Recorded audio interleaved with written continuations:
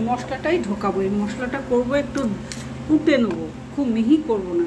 এই তিল আছে, হলুদ আছে, এই মৌরি আছে, পাঁচফোড়ন আছে, সর্ষে আছে, তিল আছে, নুন আছে, তারপরে এই জিরে আছে, ধনে আছে, এগুলো কুটে নেবো।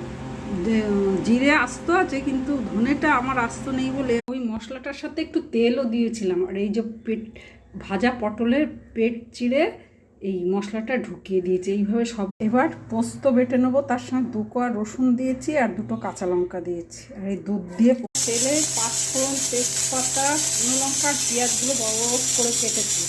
একটু নুন দেবো নরম হওয়ার জন্য। এবার এতে একটু কাশ্মীরি লঙ্কার গুঁড়ো দিলাম আর একটু হিং দিলাম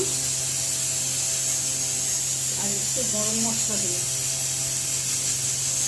আর এতে হলুদ আছে আর ওই যে পটলের পুর ভরেছিলাম, ওই পুরের গায়ে লেগেছিল ওই মশলা ধরে দেওয়া। রসুন কাঁচা লঙ্কা বেটেছিলাম সেইটা দিলাম আর তার সঙ্গে একটু এই চিনি দিলাম। পুর ভরা পটলটা দিলাম যেটা। এবার একটু পোস্তর গন্ধটা আসার জন্য এই পোস্ত বাটাটা একটু নামানোর আগে দিলাম আর একটু কাঁচা তেল দিলাম।